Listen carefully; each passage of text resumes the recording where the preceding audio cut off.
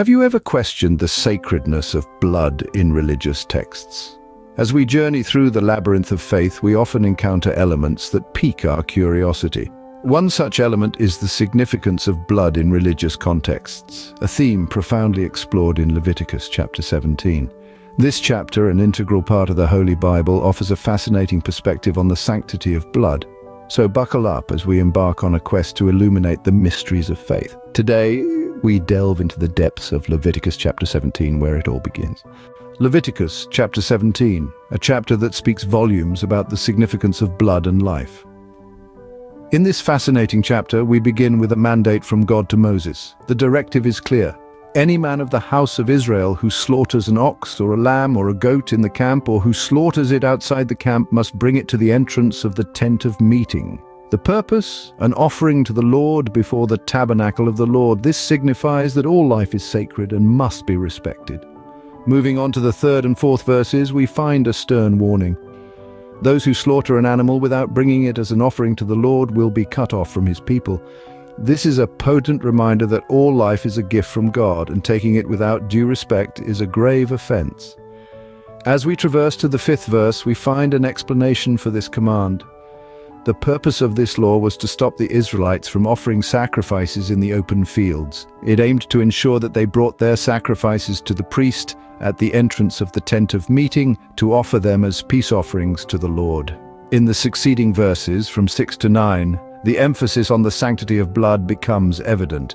It is stated that the priest shall sprinkle the blood on the altar of the Lord at the entrance of the tent of meeting and burn the fat for a pleasing aroma to the Lord. Anyone who does not do so shall be cut off from his people.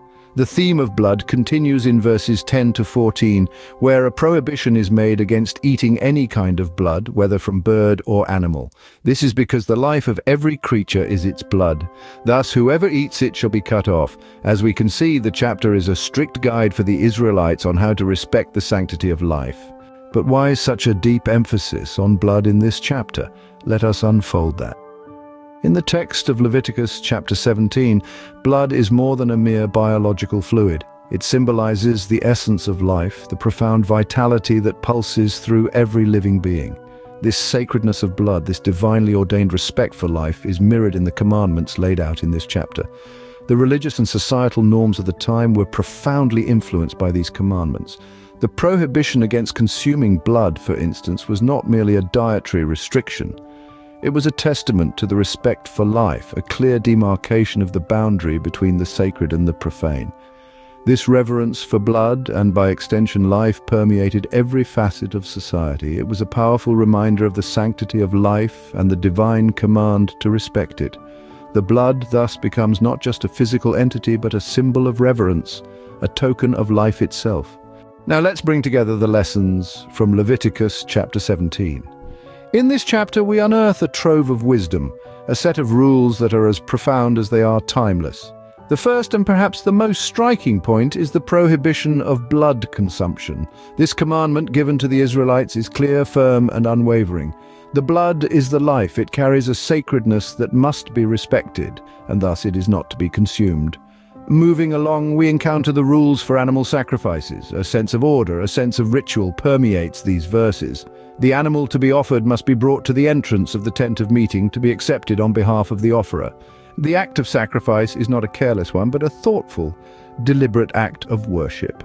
And finally, the symbolism of blood as life. This is a theme that echoes throughout the chapter. The blood represents the life force, the animating energy that sustains all living beings. It is revered, held sacred, and treated with the utmost respect. Leviticus chapter 17 is not just a chapter in a book. It's a narrative filled with deep lessons for humanity. It's a delicate weave of rituals, rules, and reverence, all pointing towards one central theme, the sacredness of life.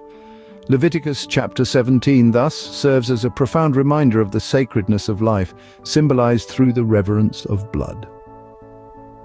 Are you ready for the next chapter? Just click here to go straight to it.